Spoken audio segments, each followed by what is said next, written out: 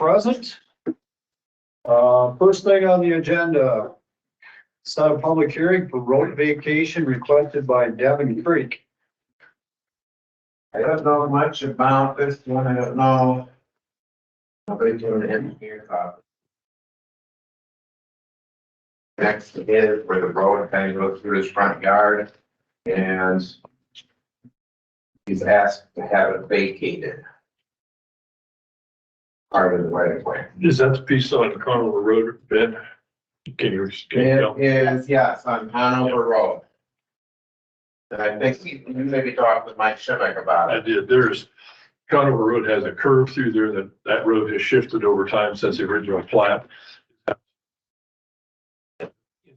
Curve that, and where it goes through there right now, the way things have moved, the lines have moved, it runs it kind of through the front part of his living room, the edge of the right of way.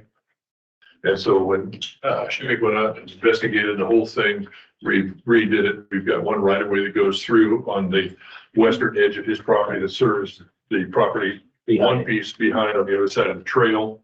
And then, so we're vacating the piece in front that gives him some front yard setback, and a piece on the side that allows for a new septic system to go in. So it's really road right of way that's very narrow and small, but not usable for any purpose. But the way that the roads shifted over time in the last 100+ years, I think it was kind of a big surprise to find it went through his living room.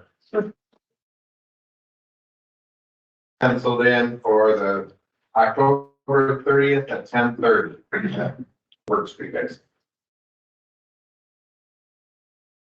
I talked to the engineer's office about it, and it's a pretty straightforward vacation. So I move to approve the public hearing for October 30th. Second. We have a motion and second to set a public hearing for road vacation requested by Devin Creek for October 30th at 10:30. And it's a resolution. Is there any further discussion? Shirley. Aye. Mark. Aye. Mark. Aye. Steve. Aye. I also. Motion passes unanimously. Next, accept the 2023 weed report from the weed commissioner. That's in there. Mark, Steve, so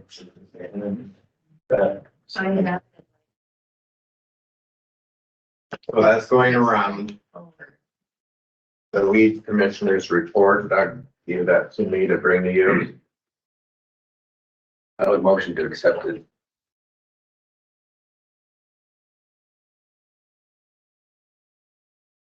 I would second that.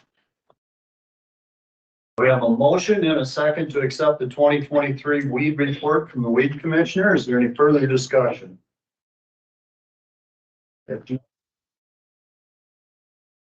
Aye. Aye. Those opposed, same sign. Motion carries unanimous.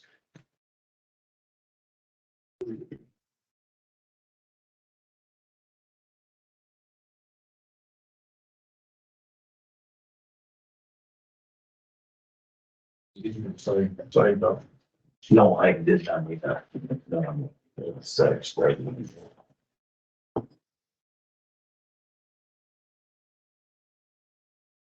She did work. Up next, discuss Freeport property.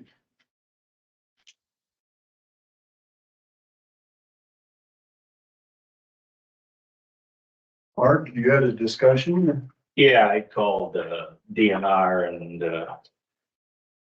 he told me he had to get hold of their legal firm, so I called Andy to take care of that. See, the way the contract reads, you just prorate the seed costs from however long you used it till what's ever left is the way the contract reads. So Andy was just gonna send a letter to the legal department of DNR. No. So I left it up to him because he was gonna do that Friday right away and see what, you should know something, I would think, here in the next week or so. I can check with him this week sometime and see if he's, or ask him when he comes down today. Okay, what else? Yeah. We do have a letter here too from a Rick Morehouser. Did you guys read that one? On the Rotocast Plastics request for that land in Freeport. Did you get a chance to read through it? I did.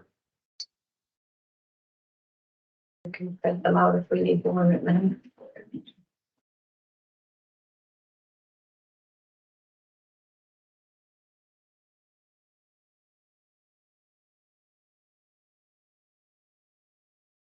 I'll read it aloud then. I'm writing to express my deep concern about the potential construction and installation of a solar farm in the vicinity of Freeport, particularly in the area surrounding the precious little stream that winds its way through our community.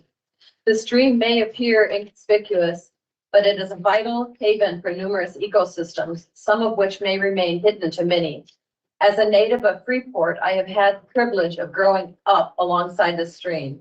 It served as a pathway to my grandparents' home, and during my countless walks along its banks, I encountered a remarkable array of wildlife, from graceful grasshoppers to elusive salamanders and even trout that ventured up from the Upper Iowa River. The stream was a source of endless fascination and discovery. The presence of trout in the small stream was a testament to the remarkable interconnectedness of our local ecosystems. These trout would journey upstream in search of sustenance and a suitable place to spawn, using our backyard stream as their conduit. It was a vivid reminder that the natural world is not confined to distant wilderness. It's alive and thriving right in our own community. I could recount numerous stories of the adventures I had along the stream and the summer days spent lost in the enchantment of nature. My purpose in writing this letter, however, is not to dwell on the past, but to implore you to consider the future. We often speak of creating a better future for our children, a future enriched by the experiences we cherished during our own childhoods. This is a moment where actions can speak louder than words. By preserving the modest yet magical piece of nature that lies at our fingertips, we can ensure that future generations of children have the same opportunity to be captivated by the wonders of this ecosystem. It's an opportunity to demonstrate a commitment to safeguarding the legacy of our community and its natural treasures. In a world where the future of our children is at the forefront of our concerns, here is a chance to turn those concerns into concrete actions. I earnestly beseech you to protect this invaluable ecosystem and resist the temptation to compromise it for short-term gains. Let us not borrow from any more of the future, for it is already given much. Thank you for your time and consideration. Sincerely, Rick Morehouser. So that letter was received by all of us in an email. I did not receive it. Do you have a date on that? Yeah, just a second here. Thursday or Friday. It was Friday, the 6th of October, and I will forward it now. Thank you.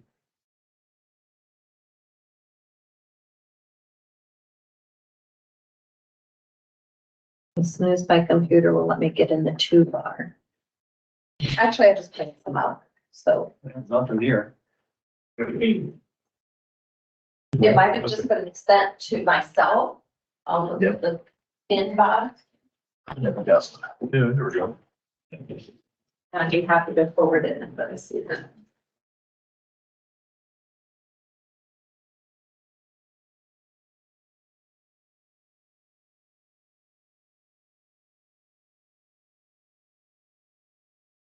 So There's a sheet of paper over there on the table where it gives you the address to approach all 5 of us at one time.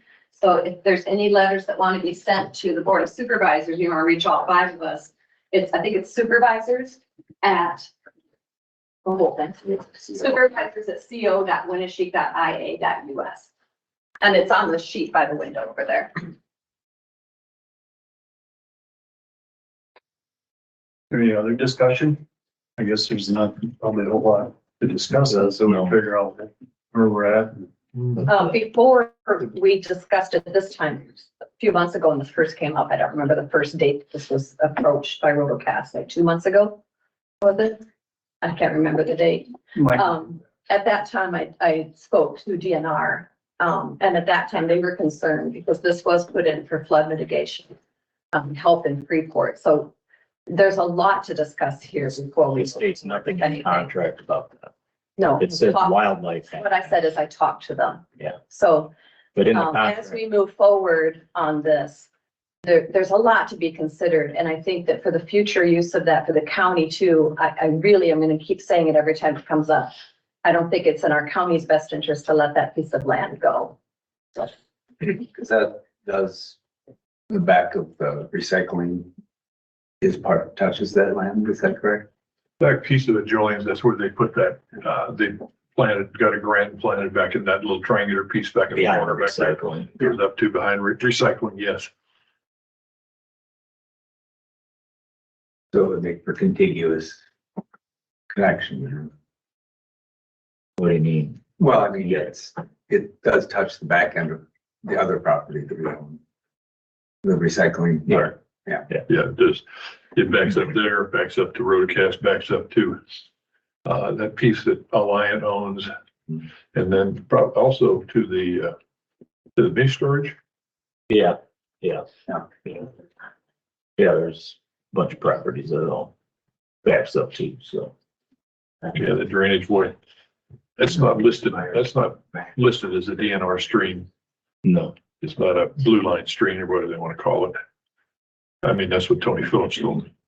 It doesn't fall into the same categories, and it's not in the flood mitigation zone of the lower river part of it. It's a different piece because of its topography.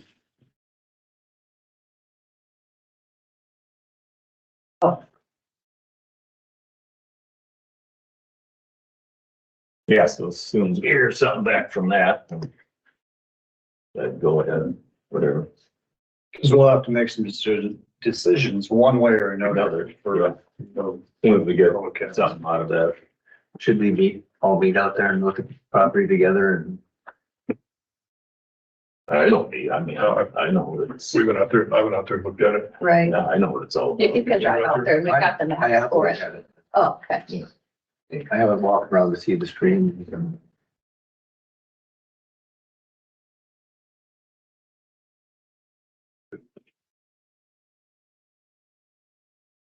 What do we have for consent agenda? I've got the minutes, the claims, the liquor license for the Country Express by Farmers Lake Co-op, and the county recorder's monthly report fees. I'd move to approve the consent agenda. Second. We have a motion and a second to approve the consent agenda. Is there any further discussion? None. All those in favor, say aye. Aye. Aye. Those opposed, same sign. Motion carries unanimous.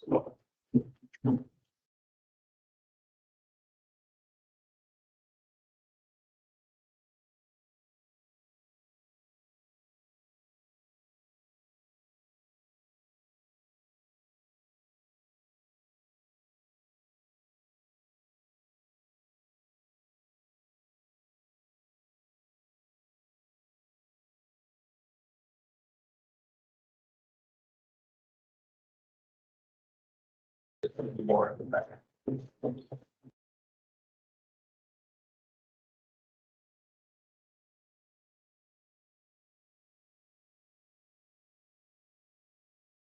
Steve.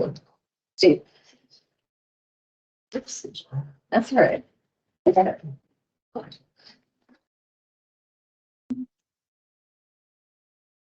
Next on the agenda.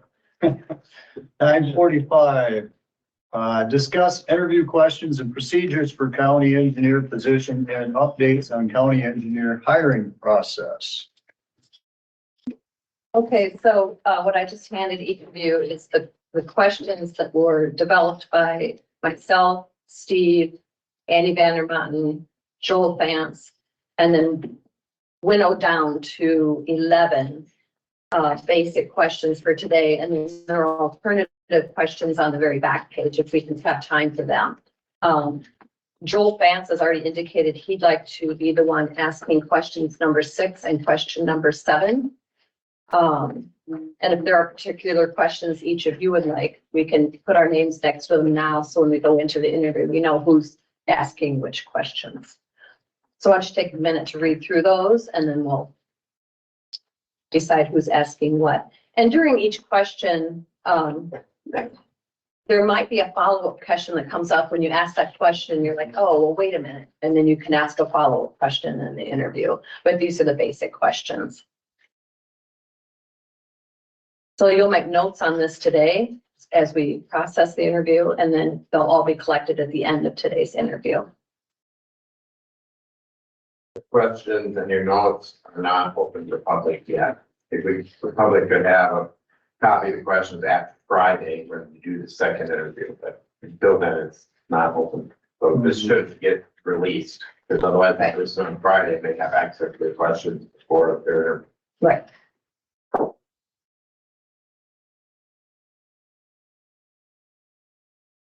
So if you guys see a question you'd like to ask, That's like number 9. you want number 9?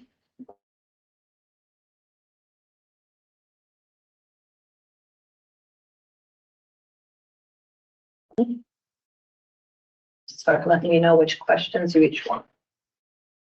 I'll take whatever anyone else does.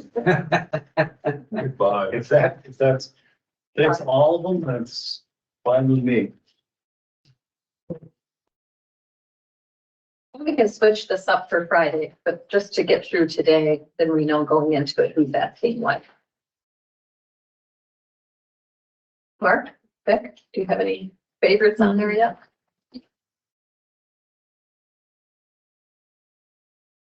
I take number 2.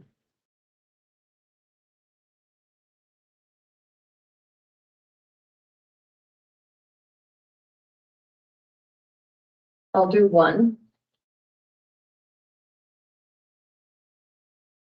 Is everybody, okay, Dan, I'm gonna put you on 3. Looking wherever, Okay. looking on all of them. So the first page, it's number 1, Vermace, number 2, Vic, number 3, Langrick, second page, number 4. It's still open. Okay, I'll go into number 4 just to go in rotation, if that's what you want to do. Aldit, number 5, Vance, number 6, Okay. Vance, number Did you want 7. Steve, numbers. Steve is, Steve on 5. I'm on Oh, 5. sorry, I'm 9. I have Steve on number 5, sorry. Joel on 6, Joel on 7. Who should be on 8 then? I'll take it. The one Aldit, left is that to be on. Langrick or Vic, number 10? um, Langrick. You want Vic on number 10? And you on the last one, Dan? yeah. Okay. I would do that. Is that one?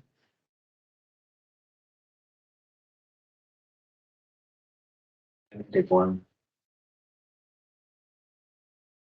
There's 11 questions, 6 interviewers, Yeah. so you each get 2 except for one person. We only have 1. Is I only have 1. that You okay can with have you? 10 if you want. It doesn't matter. No, I just, I, Okay, all right, who's got number 1? all right, I have. Lot number 10, you can have. Oh, that's fine. It doesn't matter. So number 1 for Mace, number 2, Vic, number 3, Langrick, number 4 for Mace, number 5, Cal State, number 6, Vance, number 7, Vance, number 8, Cal State, number 9, Aldit, number 10, Vic, number 11, Langrick. And then, depending on how the interview goes today, there could be follow-up questions after each of these questions, depending on how it's going. And then there are alternative questions on the back page that if you have time for. So you'll either put, the date, the interview date under that, and initial up in the right-hand corner, or write your name in the upper right-hand corner so we know whose page is whose when we turn them in at the end of the meeting to Ben at the end of the interview. Anything else? That shouldn't matter. Really. Then you, hand them back You out. want to review what you wrote? You need to discuss your, Yeah, okay. Yeah. Any other questions on that?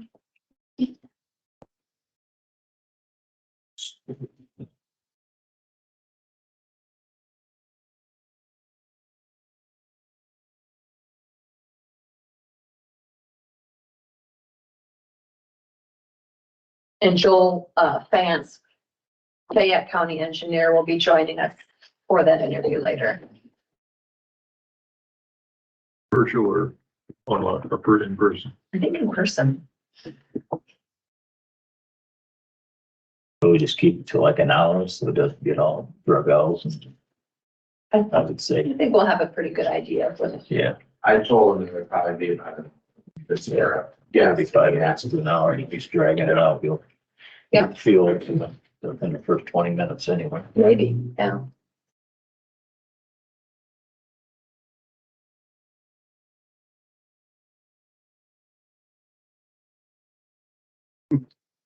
So we'll be interviewing a candidate today, and we'll be interviewing a candidate Friday, and then we'll be discussing that on Monday. But today's afternoon, this Will be in today's is a closed closed session. At the request of the candidate. Is Fridays closed? We he don't know has yet. not indicated one way or the other yet. Yeah. He has right up to the, Yes, up to the end. right up to the Right up to start the of the last. interview. Yeah.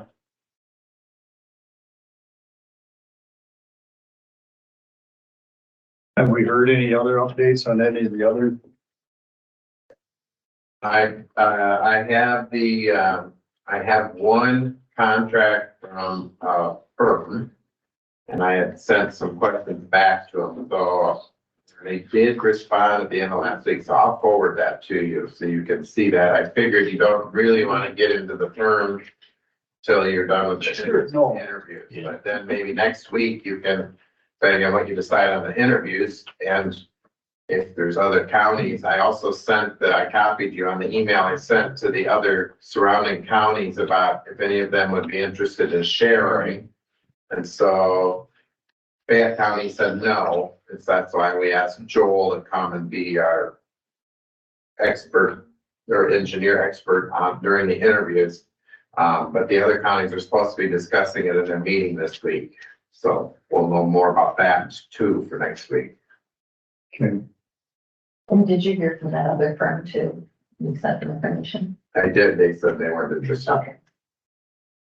So I only have the one. The one.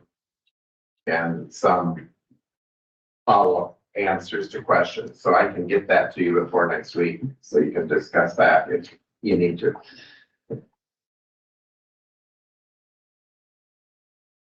And what I sent to the surrounding counties basically indicate they should discuss it in their boardroom. If it's a flat out no, then we're just done, but if they are a maybe, then maybe we either need to set up a group, a meeting where both boards are together, or a couple of you could go to their board meeting and talk in more detail what they're thinking, or twist their arms or whatever to. Well, it'd be nice if we could find out before Wednesday, because we have a 6-county meeting. Yeah, well, maybe we'll get some answers. Most boards meet on either Mondays or Tuesdays. I don't know exactly our surrounding counties who meets when, but It's not on the agenda for the 6-county meeting. No, so. it's not. Well, you've got questions, you can bring it up, it says right in. yeah, the 6-county meeting should be posted, so the engineer's office posts that, so it is a public meeting. Yes.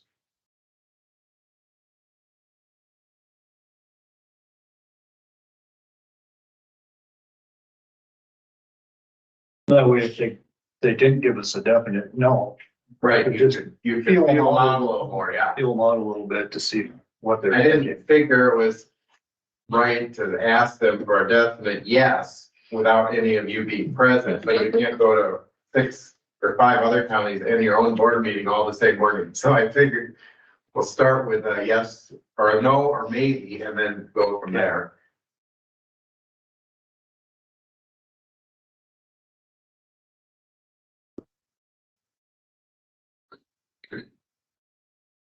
We have a little time. Is there any committee reports?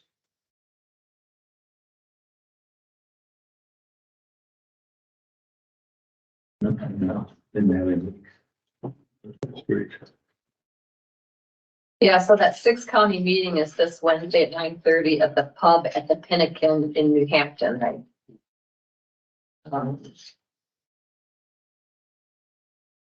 Steve and I are meeting at 9:30 Thursday morning with Andy Vandermotten about HR. Right? And we have a safety visit at 1:30 on Thursday.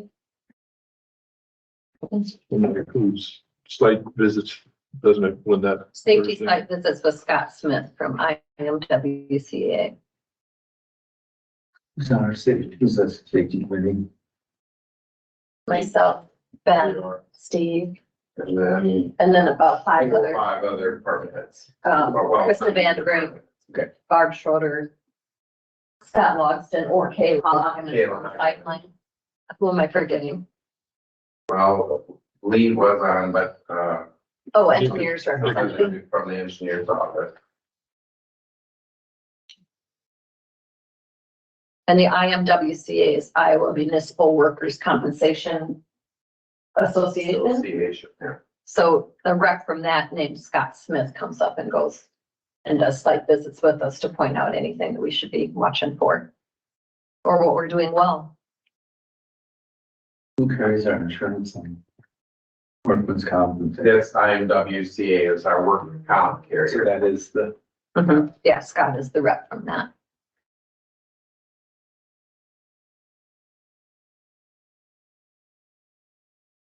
And my dog has a vet appointment at 2 on Tuesday.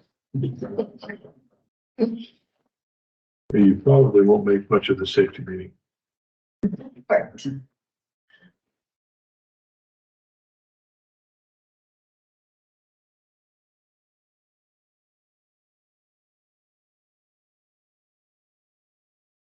That's all I've got. I think there's a trunk or treat at Lake Meyer. It's coming out. It's a pretty neat deal. People get campsites and decorate their campsites, and the kids and their families drive through and they do trunk or treating at Lake Meyer's campsites. It's a neat event. I think it's this Saturday. Probably in the paper and on Decor News.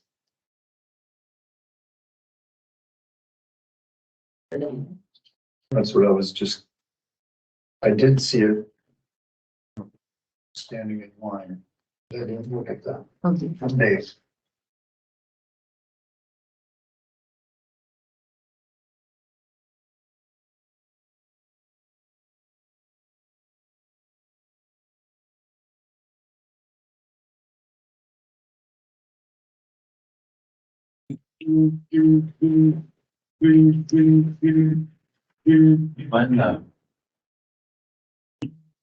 when, IT was gonna hire somebody.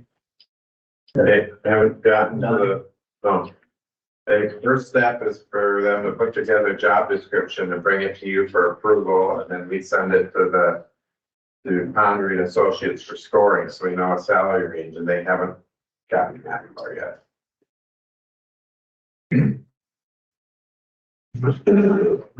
Recommendation, it was for systems administrator. And then was there any more thoughts on the jailhouse office space? It seems to be a good fit, according to John, on the, using the first two office pieces that are sitting in that back corner back over there. They're interconnected, very little involved with repairing them other than primarily paint. Maybe some blinds for some privacy because of what's inside, although it's a pretty secure building. It's noted for that. It certainly is not gonna go away, but it is a historic structure. And it is solid. The upper floor is, if you've never seen it, I've never been in. you would. Actually. You can go in safely now. They'll let you back out. Remember, it was in use up until Oh, I, 2000, yeah, I know. and it would not You be, can go take a tour. it would not be the prettiest place to be incarcerated in. But it is substantial. Is that the one where like Steve Johnson's office, or whoever the historical, would you look to the? Yeah, Steve Johnson's, uses that second office primarily. It has a computer in there for reference. I think 2 file cabinets, and then the different available boxes of, they have in print of I think it's 6 different documents they've prepared on the history of the county. And so it's Steve and all, that's not a problem. They access it rarely, other than needing to, pick up books to fill orders for the different places. And we talked about a space in the Smith building then. There's, John has talked with, excuse me.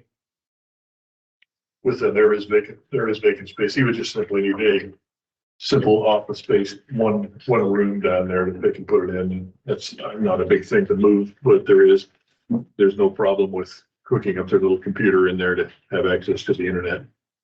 So all of that seems to be quite good. It certainly gives a lot more flexibility for John.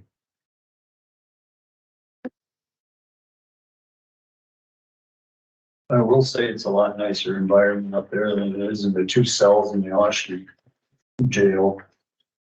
Oh, really? Yeah. Is that experience? No, I haven't been there. Need to be kind of funny that they're still there in Oshie and Yeah. City Hall. In City Hall. Yeah. 2 cells. Not very spacious. There's 5, but they have 10. I think there's 4. I thought they had 10 beds, they said, but it must be 8 beds.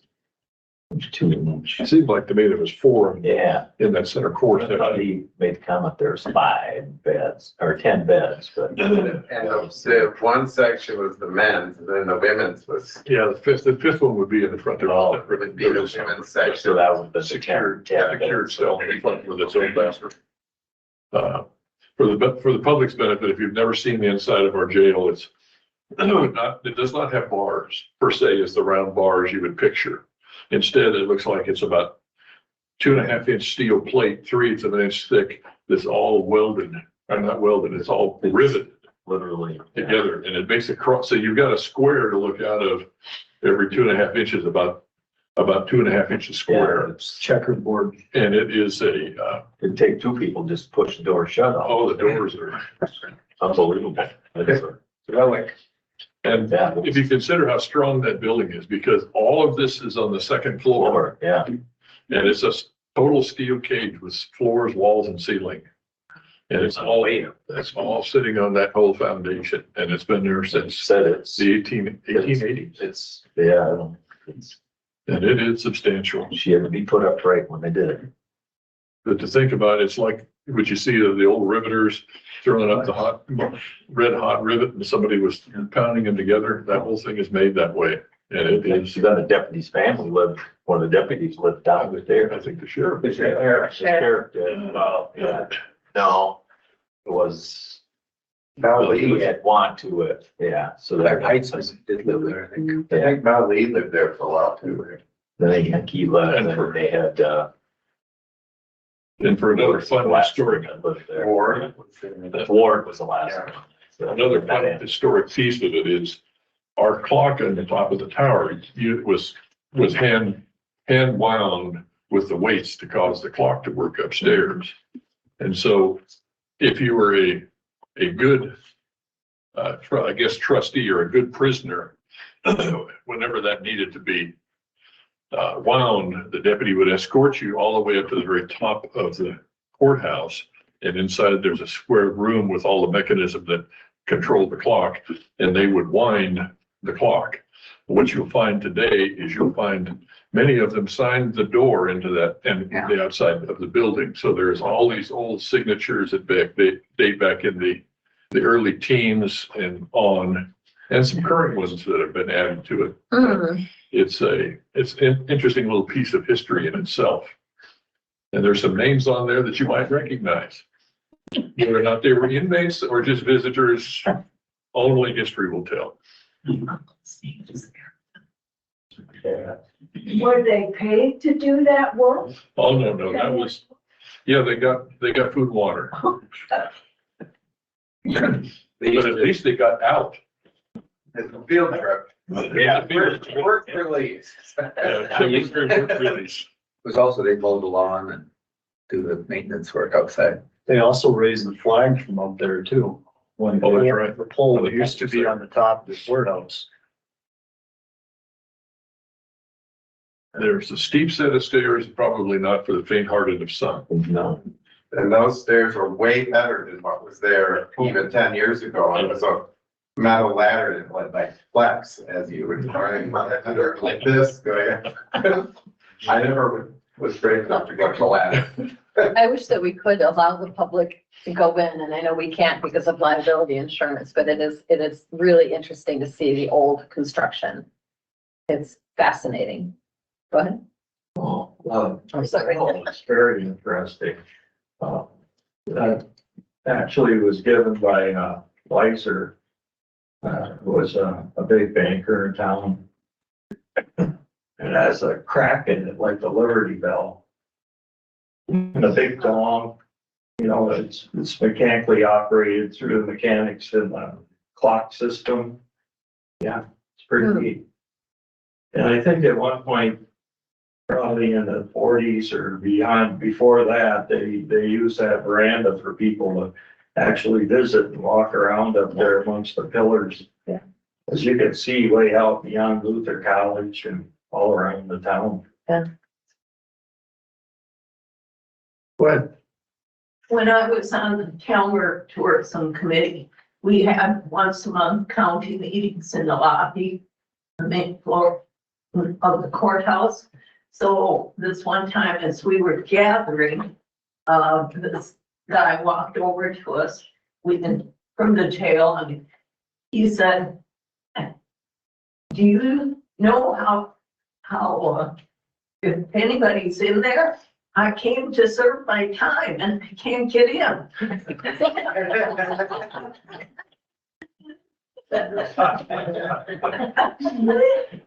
We had a buddy, Frank, that was always in the jail here. I won't say his last name, but we were young and we'd throw him candy bars. Yeah. Through them. He was in this one.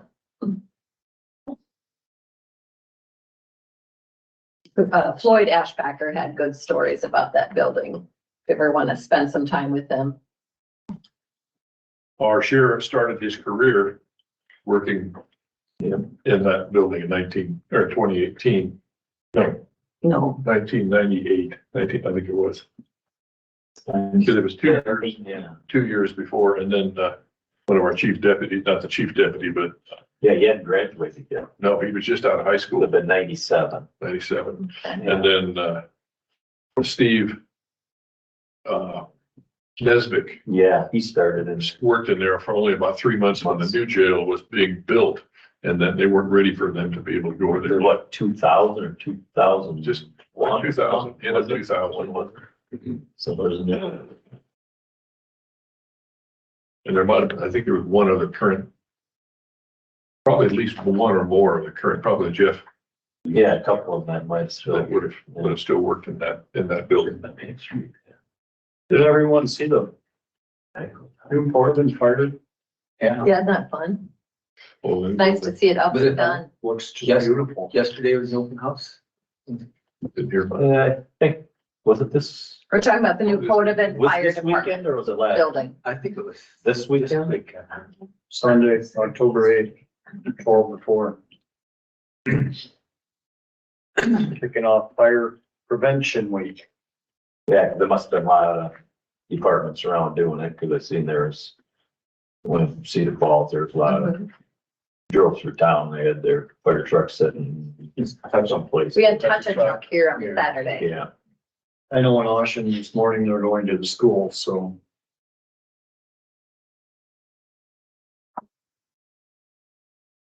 The fundraising for that fire department was just extraordinary to read. A huge amount of money that everyone seemed to gather together to meet that huge financial obligation. It's quite impressive. Mhm.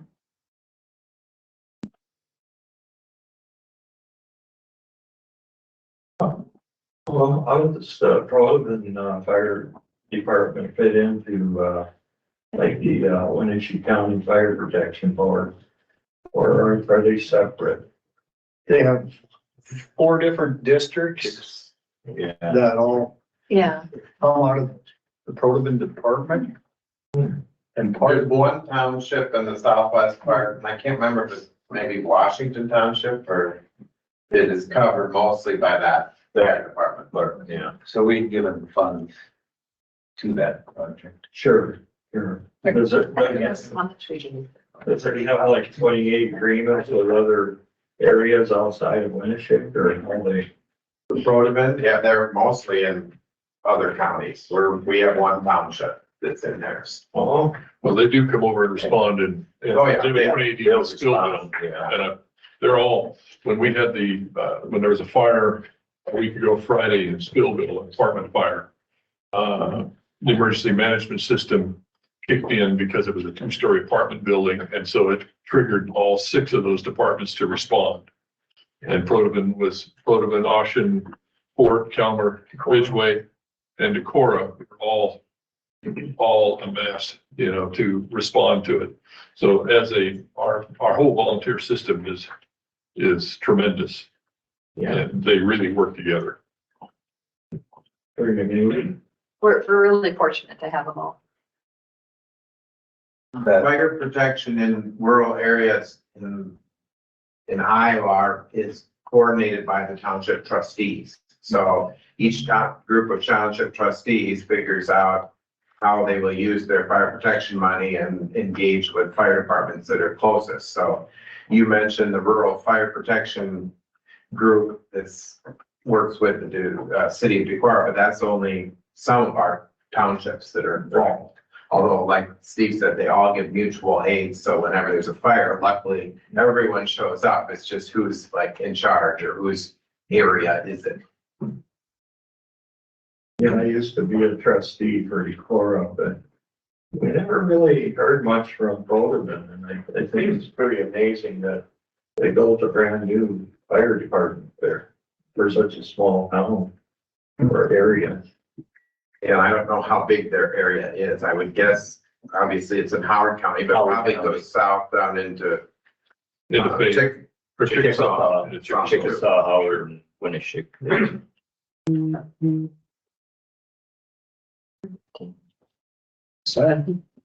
the Oh, that's in your It'll pocket. be okay. fire a week and a half ago did bring to light undersized water system for Spillville. That's why that's why it's going out to bid for some main extensions and for above ground storage. Started in the first of the year. Do the fire department, through, it'd be the Winneshiek group. I know when I was trustee, they had a sumper that they could drop into any stream. They could fill a tanker like that. Wasn't enough water. Well, there wasn't enough water. You haven't seen the sandbars in here. They tried. That's the, Out here. yeah, to make sure those streams. Yeah, it'd be a big problem, a lot of places, these small streams. Yeah, these small streams, with our current drought, we're limited. Yep. Well, it's 10:15. Next on the agenda, Andy Vandermountain, County Attorney. Act on amendment to Public Defender Office lease and legal questions regarding agenda and other issues. Good morning. Morning is. I sent the lease out to you last week, I think. It basically it moves the state public defender from the southwest corner of the courthouse on the third floor to in between the magistrate office and the small courtroom.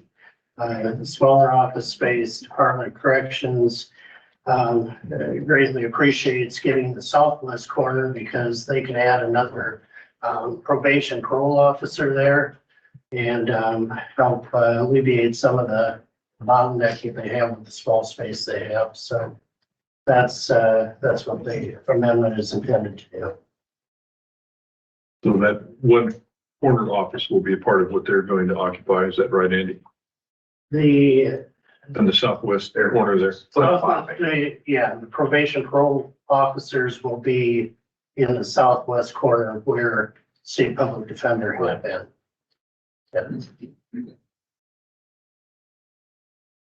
So I'd like to take action on this. I'd move to accept the amendment for the procedures or for the public defender office lease. Second that. We have a motion and second to accept the amendment to the public defender office lease. Is there any further discussion? If none, all those in favor say aye. Aye. Those opposed, same sign. Motion carries unanimous. I told him I'd talk to you on the DNR deal there. Yeah, I haven't had a chance to follow up on that since we talked on Friday, but I'll try to get a message to the AG who's working in DNR or one of them and see if they can route it to the right person. Good.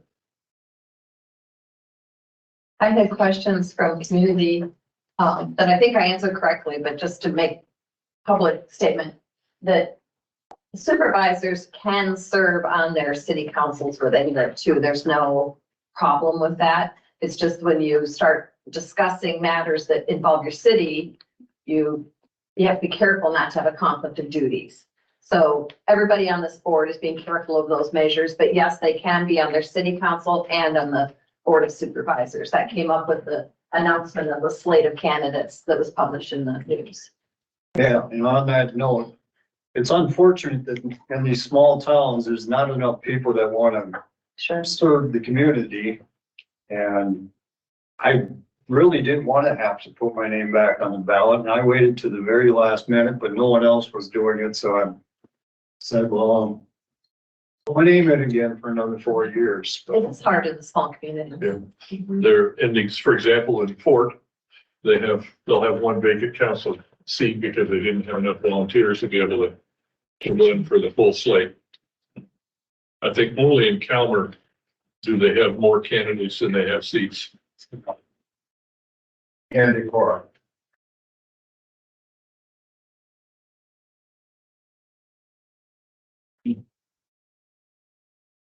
I think Ridgeway may be missing one also. Yeah, there's a couple cities that don't have enough candidates. Does anyone else have anything else for Andy? No.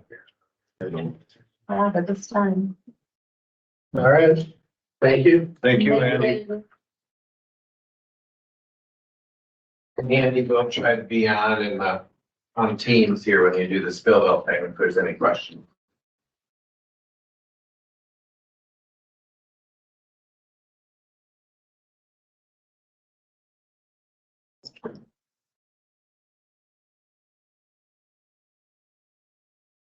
Had we known we could condense the agenda, I think we would have. But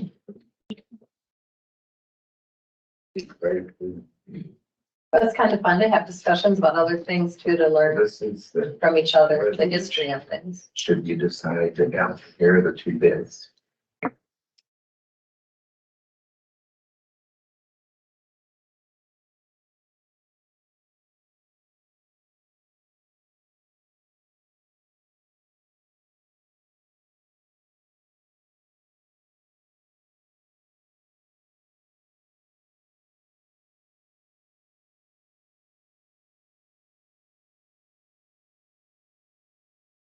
Just for a minute, going back to the discussion on the jail. Is Historical Society still storing anything in there? Historical Society stores the entire jail complex on the second floor is full of That's Historical Society, historical not society. preservation. No, Do we want to have a conversation at some point on the agenda to move stuff to their other building? I think we should, because I don't know, we may, Ben stepped out, I was gonna curious. We have, whether or not, because they're a separate 501c3, I wonder if we have a limitation where we have some limitations and other things where we deal with the 501c3. We lease that to them up there for an extended period of time. And, they do have facility over there in their new building. But we get there's an awful lot of stuff up there that at some point in time, we may need it for other purposes, you know. Should we put that on the agenda for Monday? That discussion anyway? We should. I know that, for example, one of the pressing needs down at the law enforcement center is they have difficulty with having enough room to store the evidence that they have to maintain. And they have to maintain it for so long that they're almost completely out of space. There is a second room on the upstairs that's occupied by the female jail cell. And they have old records stored in there that actually go back into the 1880s. And I'm really at a loss. I don't understand why it's necessary to keep those juvenile court records in the 1880s, but that's an unknown. You should So- have a conversation with the Historical Society before Monday then to see what their options would be. We need to find out what their options are. Ben, do you know, we have, what kind of limitation? Maybe this is an Andy question. Do we have, we're leasing that space? I haven't looked at the lease for a long time, but it's $1 a year. And I'm sure there is a clause for termination. So I don't know how much notice you need to give them, but I'm doubting you're trying to kick them out really quick. So you want to give them time to. I'm just wondering, accomplish that. because we've had some limitations on what we can do with nonprofits without a 2080 agreement and so forth. Do we have some issues there? And I think since you have lease, it's okay. It's just that $1 a year, if you're fighting storage needs, may be a way to, well, maybe they could even condense their some that they could use less space. I don't know. one of, the sheriff's needs, for example, an alternate that they could consider is adding a structure to the current law enforcement center down there to be able to house that needed space. But there again, you're looking at hundreds of thousands of dollars to create secure storage. What do we Whereas have we in have, a building here? we have a long lasting and yet to live a long time building that is secure next door. I'll add it to next Monday's agenda. But I'll let, if anyone wants to talk to historical society members, so they know we're talking about it, and then I'll get a copy of the lease emailed out to you, so you know what it Steve, will says. you Yeah, contact I'll them? contact, I'll look for that lease and then I'll contact Historic Society Thank you. and Steve. They may want to be here at the meeting.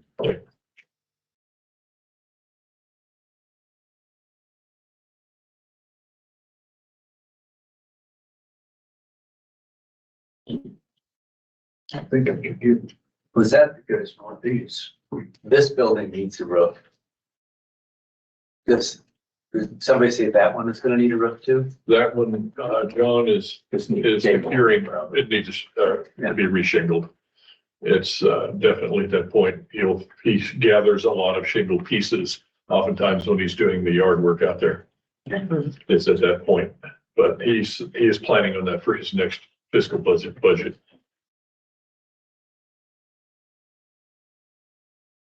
And there has been some discussion about this flood insurance program. We're putting that on the agenda sometime. I mean, we can kind of fit that in when. He's gonna work with Tony, right? Yeah, I'll work with Tony, but Tony asked to get on, we'll get him on. We're still in, there's a waiting period before you can officially do anything, but that wouldn't preclude you from discussing it ahead of time, so. I mean, the big question is, if you adopt it, it provides flood insurance and continued FEMA funding, but it restricts landowners' ability to build on their property. If you don't adopt it, the landowners can continue to build where they want, but then you may forfeit FEMA funding in the future and ability for local people to get flood insurance. And the initial thing has to be done by February. I don't know the time. February 22nd is the deadline to get into it, but then there's a year of compliance. Yes. And it's unclear what happens in that year of compliance if you're not in it. So let's have that discussion for sure, There's a because I great. don't want to not get FEMA funding. Oh, Tony will get it on. Yeah, and when we looked at the property that we're considering selling, that is in part of the flood plan. Part of it's on the 100-year floodplain. Just a few feet alongside the creek. So it shows on the map is all it is. But right now, that is not restricted. No. We do not, we do not currently have a flood program. But if we did this adoption, it would be before February 22nd, obviously. Is that correct? So then if there are restrictions on that property, the private owner would have to comply with whatever those are. If it happened after you adopted that.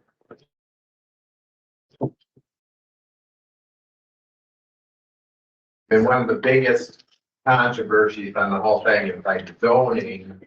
In your current zoning ordinance, there are no restrictions on agricultural construction. So obviously, there's already restrictions in zoning for residences and commercial properties and so on. Which this will just, when you adopt this, it would have more restrictions, but some of those are gonna overlap. But ag buildings right now are not restricted at all, and they will be under a flood program.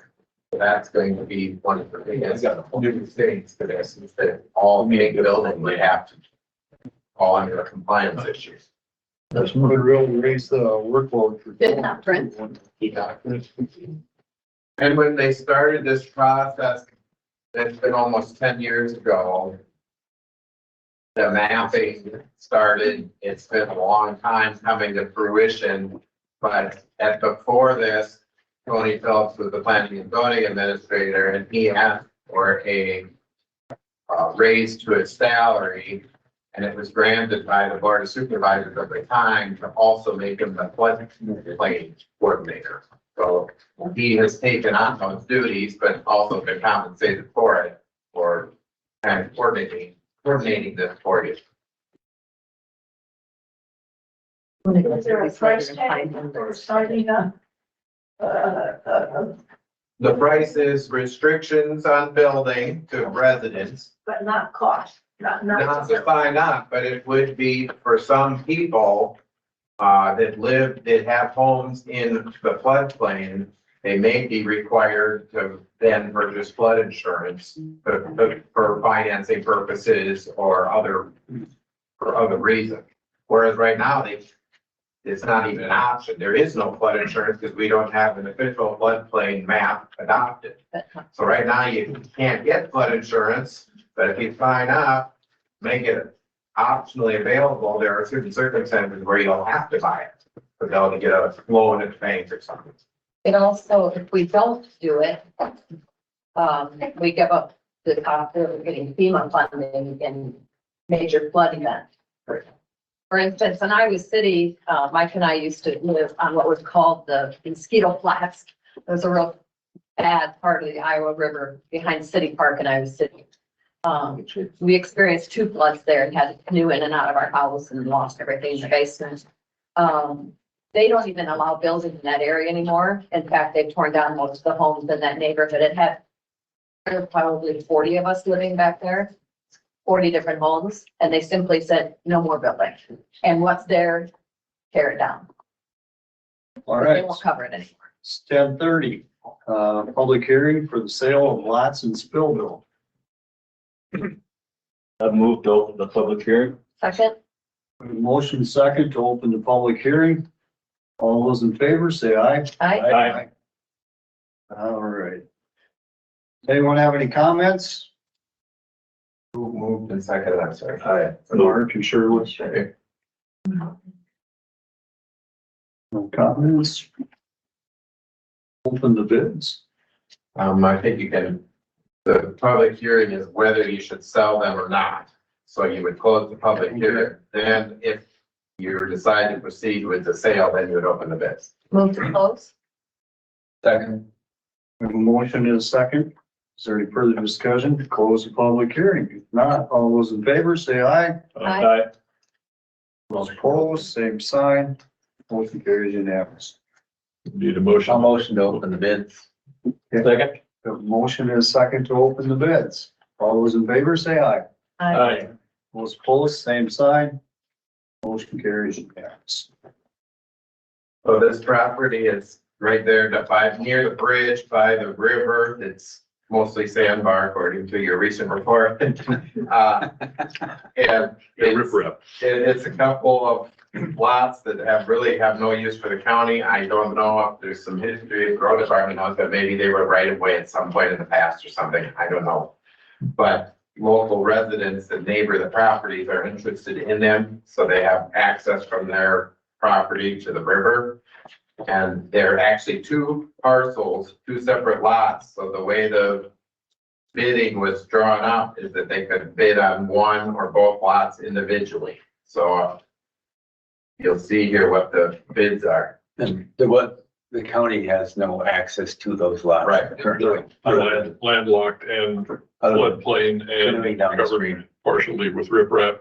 There was one thought that maybe there was a road bridge across there at some time historically, but it doesn't appear that there was.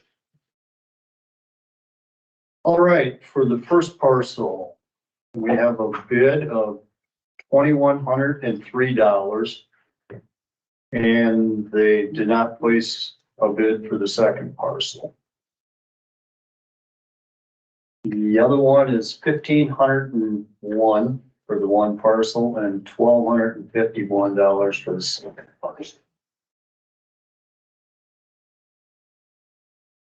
So could we award the first parcel to the high bidder Yeah. here? And the second parcel to the only ones that bid on it? High bid on both parcels. Okay. Best way to word But split ownership. That's a good way to word it. it. Just high bid on both parcels. Yes. That's a good way to word it. I move to approve high bid on both parcels. Second that. We have a motion and second to approve the high bid for both parcels, and the lots in Spillville. Is there any further discussion? If none, all those in favor say aye. Aye. Those opposed, same sign. Motion carries unanimous. Now there's a resolution to authorize Dan to sign the deeds, once the quitclaim deeds, once the payment is received. But we'll have to get the wording changed, because that resolution considered that they would be going to the same person. We'll have to have two separate, they haven't worded in there separately. But since you're awarding them, I would say you can move on a resolution. We'll have to have Andy change the wording. So I move to approve Dan's signature on the resolutions after it is, just over by, Andy. And reworded. I'll second that. We have a motion and second to accept the resolution for the sale of two pieces of property in Spillville after Andy corrects the wording for two separate purchasers. And are you, Dan, I have a question. If, I'm working on the language of the resolution right now. If I heard everything correctly and my math is right, you're selling both lots for $2,752? No, $3,354. All right, so you're selling lot one to the first bidder and lot two to the second bidder. That is correct. Okay, I'm glad I checked. Who are the bidders? Jerry Lacy and Faith Lacy on the first parcel and Andrew Hackman on the second parcel. which I think makes sense, because I think Lacey's border the one parcel, but not the other, so that's why they didn't submit a bid on the second one. Because they didn't want to end up winning one and not having the one in between, so they just went for the one.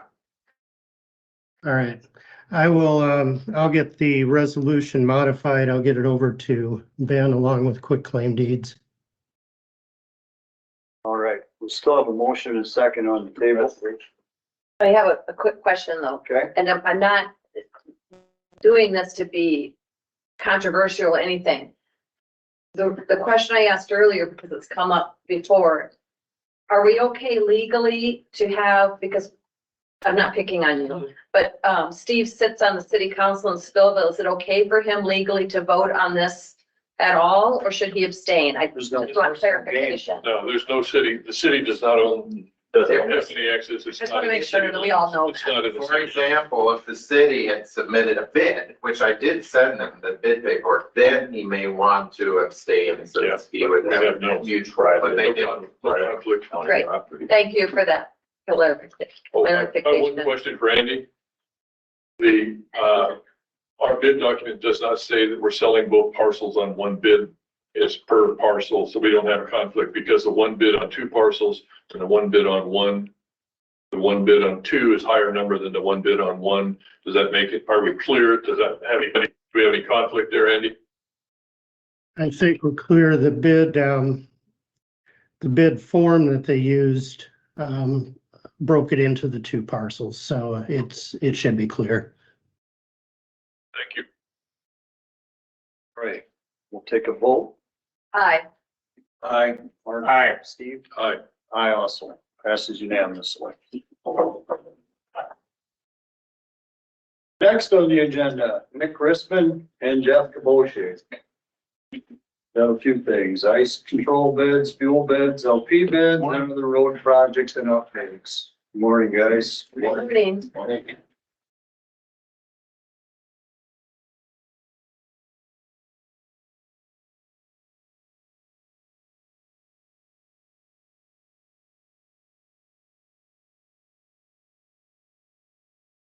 Let's be.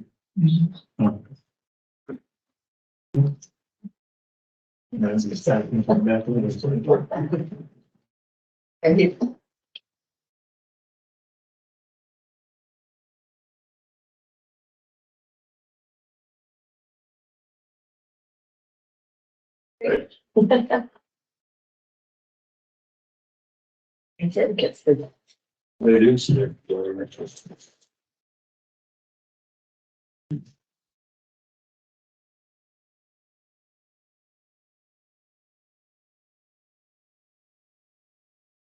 Wow.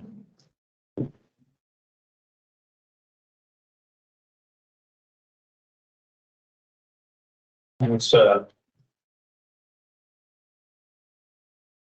we start with the. What do you want? You got a copy, Ben? I do, yes. Thank you. Let's go with the diesel.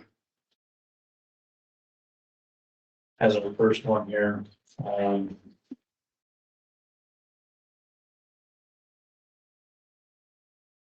it looks as if on that one there.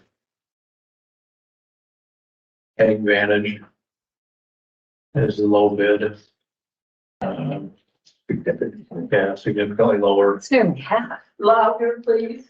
With the diesel, we have the bids in from two different companies. One is Consolidated Energy out of Jessup and one is AgVantage FS out of Waverly. And these are just estimated gallons. I have to imagine that it's based on the actual, but AgVantage was 16,454 and Consolidated Energy was $34,570. And so the bids are on basically the delivery fee, and the amount of the fuel is the statewide rack average.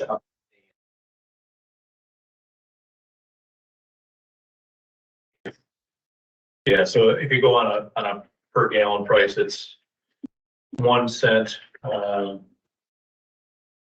versus 3 cents on the unleaded. And the diesel. And then 9.2 cents versus 19 cents. So the top part is when they bring in full tanks of it, whereas the bottom price is if they bring smaller quantities. Yeah. Okay. Are we using much of the soy or not? Okay, no, I don't think so.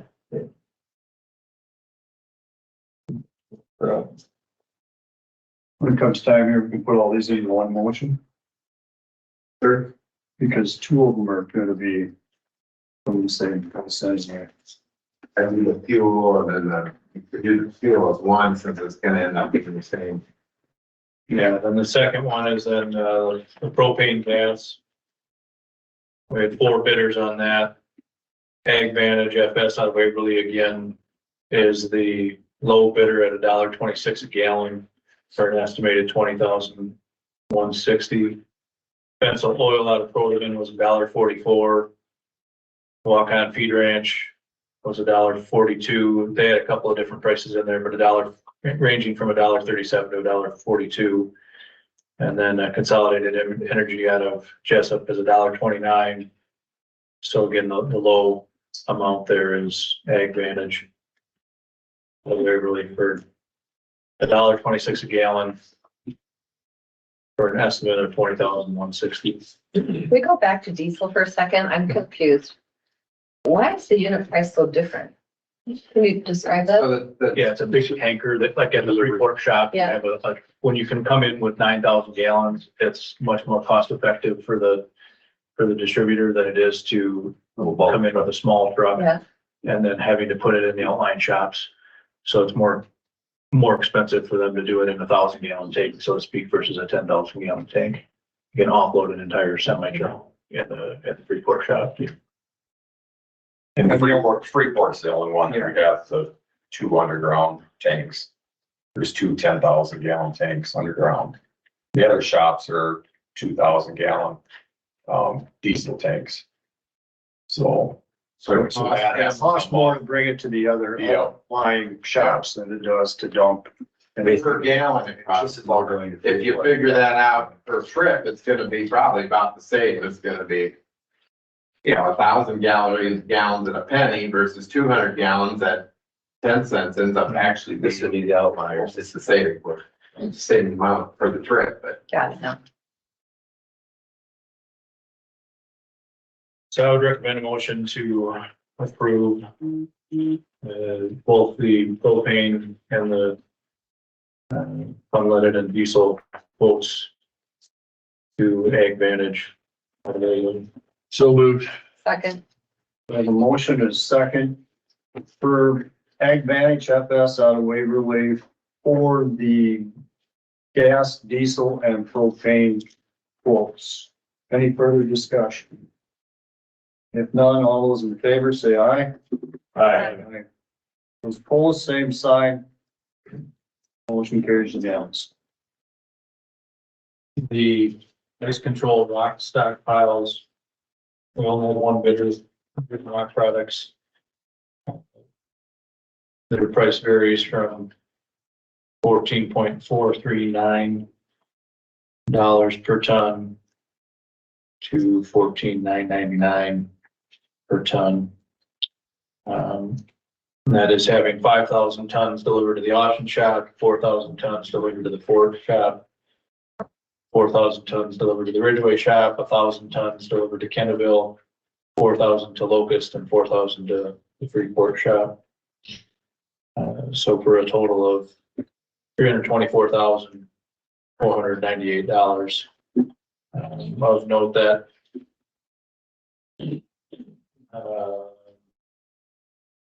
close to 290 last year roughly was what the price is. So it's about a Answered my question. $35,000 increase from last year. 10% over last year, roughly 8% up. 12. 13. I'd move to approve the ice control rocks. I'll second that. We have a motion and a second for Bruning Rock Products to supply us with the ice control rock for an amount of $324,498. Is there any further discussion? If none, all those in favor say aye. Aye. Aye. Hi. Those opposed, same sign. Motion carries unanimously. They primarily bring in one time. The stock. Or they continue to. For one, they They'll stockpile. They'll stock. Stockpile. Do we have our new shed finished up at Locust? Yep. just put asphalt down on Friday, so it's ready to put some material in. Sooner or later, time to be needed in here. Oh, Hopefully we don't need all that for ice control. So we can use it on the roads next spring. How did we do with last year? So by quite a bit or so. We Yeah. have pretty good leftover, didn't we? What's that, Steve? We used a lot less than anticipated last year. Oh, actually, we used quite a bit. Cause we, like spring come around, we didn't have really a lot of rock left at the piles, just because with the precip last year, it seemed like we had more in the form of rain than snow. So we were out treating quite a few gravels, so it's nice when the winter is kind of quiet, cause you can use a lot of that for spring spots, but yeah, we weren't as fortunate probably this spring. We had the piles, we had a little bit left, but not much, not a lot. I will make a suggestion that, I have been noticing, again, in my time, not as the Winneshiek interim engineer, that roads are awful brown in the wintertime. My personal opinion on this is intersections, curves, hills, so that's where this needs to be on and not on straight stretches. So I think we're gonna have a conversation with the employees to understand that we can't be just putting it out on straight stretches. There are certain situations that will come up where you have trees specifically on the south side of the road and you get some ice and you need to get it on that straight stretch. But just your general roadway, people need to drive to the conditions and not expect to have rock everywhere. That's just a suggestion that we probably need to have a conversation with you guys and make sure they're not overusing it. I would agree with that. And then the second piece of that would be educating the public of that. Reminding them drive the speed that the road requires in the winter. And that it's saving us all money to do so.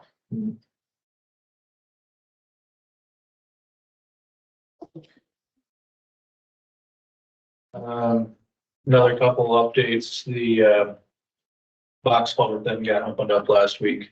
We were able to get all the fencing done and all the backfilling done, so that box culvert, North Fair Road, Bridge 373 is now open to traffic. It started shouldering again on W14. How much is left in W14? 1.5 miles. I was driving by there and measured it yesterday. And I don't think, I would highly doubt we're probably gonna get done. But some of that's pretty light. I mean, it's not too bad for, It's it's just not like a the deep stuff. calendar, and we have on 245th Avenue, we're right about at dry run and 245th, so we got there to, it's about roughly 2,500 feet left to the north. We get done with that. If there was a couple off of W14, we might clean some ditch there. But other than that, I think we're probably gonna need to start, depending what the weather does, but, I don't know if we'll get to Ridgeway. It's gonna be close, but I think we're gonna probably run out of time unless the forecast looks really good for the next few months, but we probably realistically have. Looks really wet toward the end of the week. Yeah, and that, they were talking pretty good chance Thursday and Friday of rain, which They dropped the amount down, but still gonna be wet. probably would be okay for rain, I guess, because we got a bunch of dust controls now that, October 1st, so we can go through, and some of them need some attention, so. But we'll kind of play it by ear. We'll get 245th done for sure, I would think. Then we'll kind of see going forward.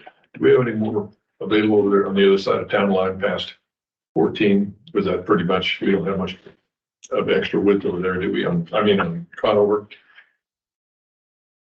Oh, like on 210th on the other side of W14? Oh, I was thinking on Conover Road where it crosses over. West of 14. Yeah, west of 14. Yeah, on 210. Yeah, 210. There might be a little bit in there, But not much. possibly. But I think if anything, we're probably gonna have to look for probably spring or summer, I just don't think You're gonna make it. we're gonna run out of time is what I'm afraid of. But we'll see how it goes, I guess. They've got done for a ways past the cemetery, which is, Right. Does that all get seeded down this fall now? Yeah, it's all. yeah, Todd's been seeing that, kind of tries to keep up on stretches with it, so. You know, and he's seeding actually today up on North Bear. We're gonna hydro seed the slopes up there, and then the bottom part, we'll just hand seed that, so that way, you know, hopefully stay there a little better on the slopes and get something to start be growing, but it looks pretty nice up there. Opened up that intersection pretty good, so.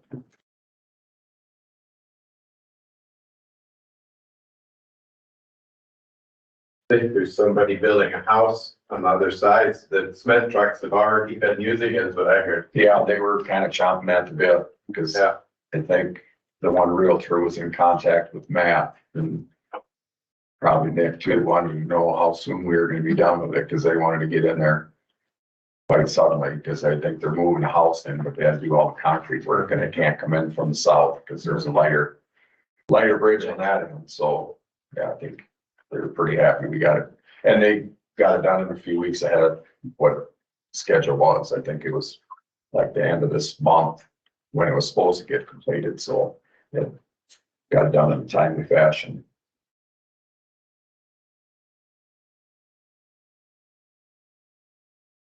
We didn't have anything else on the agenda, but I know, Dayton, you had a question on the number 111. Yeah, on the 111, the one we just put a transmission in, and it was just something I thought of when I ran it past Mark, and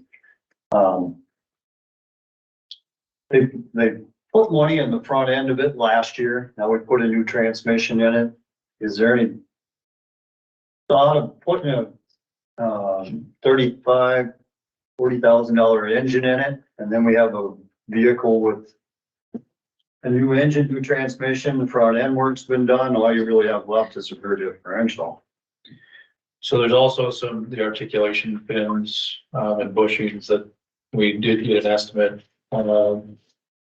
from Martin. And that was for $5,300, $5,370.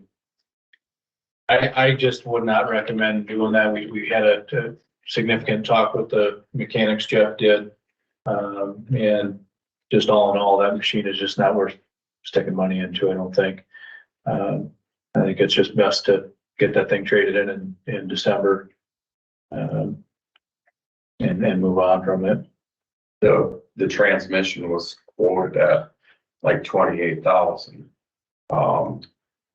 The bill right now for it is 37,151. Because they got in there and there was a couple other things wrong, so you kind of have to fix it at that point. So that's just for the transmission. And I had talked to Lenny also, or the mechanics, and Lenny went through some of the files, and that machine has had 2 hydraulic pump failures on it already. We had some contamination in there. And it's pretty hard to get Yes, it is. all that out, and we did about all we could, but the last time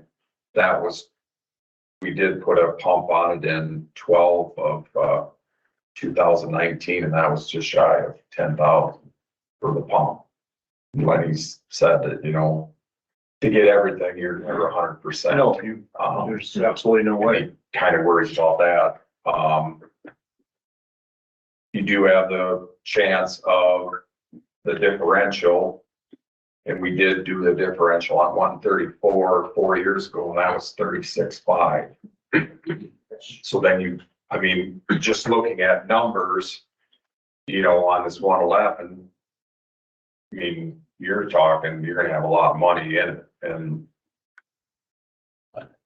Yeah, it was just something I was pondering once, you know. so I was The in hydraulic contact part with. scares me more than anything. Because Yeah. back And that's what the mechanic said too, and we were in contact with John Deere, and then them bushings. They're loose now, but that machine has to be split, and then the price that they gave us was just a raw price, but he said if them poles have to be line board, Mhm. then obviously you're talking more too, so it's, Yeah, the pins are frozen in there, that it becomes quite a problem. right. What was the trading value on that? 57. Well, they bumped it up to 60, I think. Right now, But that was before this all happened. It should theoretically go up some, but Jared wants to take a look at the actual bill when it comes back for this transmission before and I don't blame him. yeah, because he wants to see what work has been, or what they actually did to it. So when we get the bill from John Deere, then I'll give it to Ziegler so they can make a recommendation. Or something, Okay. you know. We're hoping they can kind of work with us on, Nick, do you have mostly cat equipment in Howard County, or do you have some I have all cat motivators. for a reason? We in Howard County, now we have a different dealer. We had some poor luck with some maintenance on machines. And we significantly had better luck with Caterpillar as far as the amount of hours to be put on an engine and a tranny. In Howard County, we were at probably 7,000 to 8,000 hours, and we need to overhaul the engine and a tranny with the Cat. And that was with the range before we'd have to overhaul the engine and the training. The fact that we have the drop box, we have one in Decorah here, there's one in Cresco, just the ability to get parts is just phenomenally different than having it overnighted, in my opinion. It's a scenario where if at 4:30 in the evening, you in the middle of a snowstorm, you have to get a part, it's there in the middle of the night, whereas it needs to get overnighted, which, if you're not ordering it until 4:30 at night, that means that the overnight doesn't happen the next day. Usually it's the following day. Now, could we drive down to Waterloo and grab it? Yes, but then that's taking time away from getting the machines up and running when you need them in the middle of a snowstorm. So that's a couple of the biggest reasons as to why we're, 100% cat. Having parts on the shelf, stock parts is also a huge benefit too. No, that's consistent with what we heard from our engineer and from our maintenance guys. So and makes I sense. guess you kind of look at trade-in values too, when you have both the John Deere and the Cat, and they're offering more for a Cat trade-in, and even the John Deere guy's giving you more for a Cat machine than his own John Deere. That kind of says a little something with it too, so.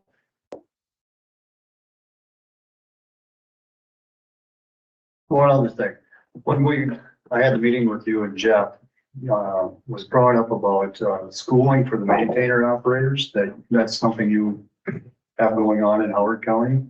Correct. So the DOT puts on maintainer or motivator training.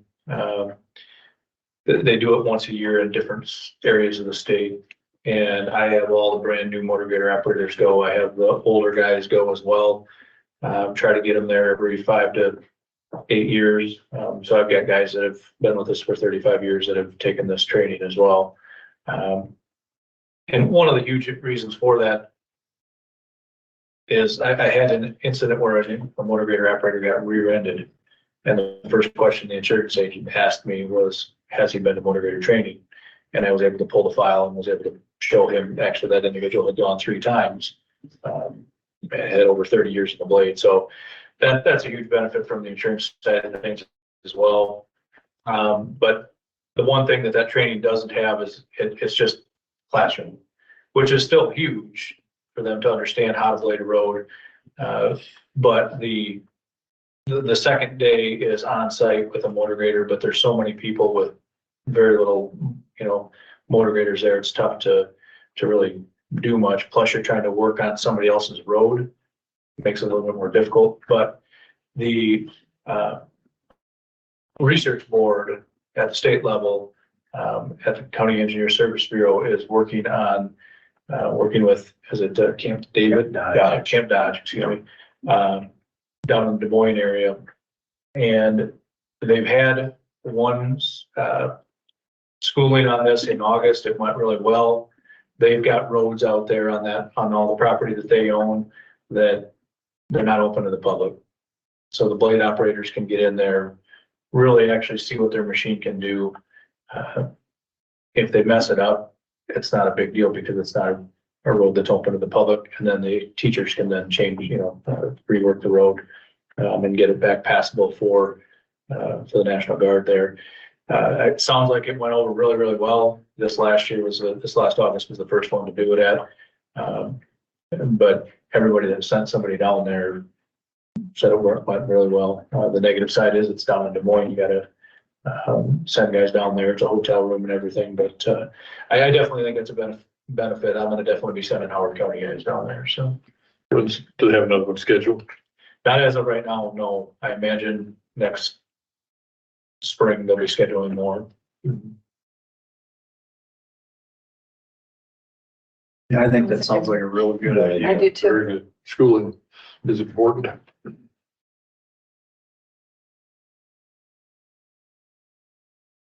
Anything else?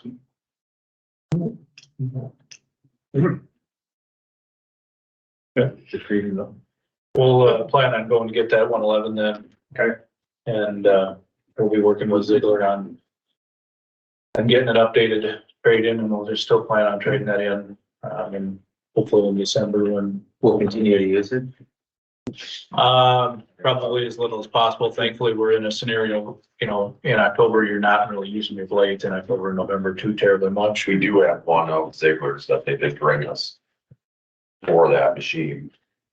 So I don't know how long we can keep it, but that's another part of the discussion with Ziegler, so try and work something out. But as soon as we do get some numbers, we'll let you know. Another plug towards Ziegler on that too with Cat. Not to say that Mark won't do this as well, but in Howard County, a year ago, I was supposed to have 3 motor graders show up and they didn't. So Jared with Ziegler brought 3 loaners over and we used 3 loaners all winter long so that my 3 motor graders crannies didn't go, so that their engines didn't go.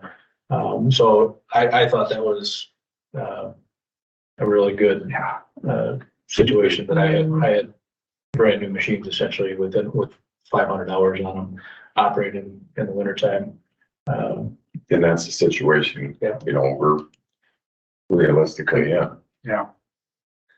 So.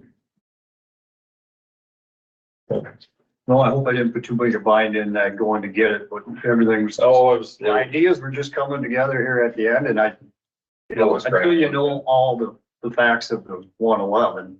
Yeah.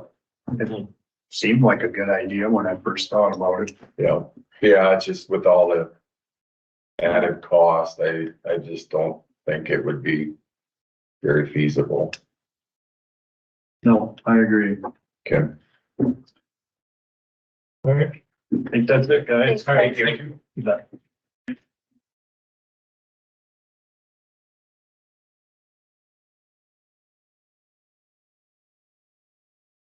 Think we're in break. Take a break. Yeah. Take a break. Meeting at 11:30. We close our meeting. Not so. Not ready to do it, and you may want to resume when Joel gets here so you can talk over the procedures a little bit before the thing actually starts, but yeah. Take a break. Till 11:30. That's all good. Joel gets here, break till Joel gets here. Yep. Thanks for coming, everybody. Thank you. So it's fun, this Now you know about. community. Devin, thanks. Oh dear. This. Making good with the final. Or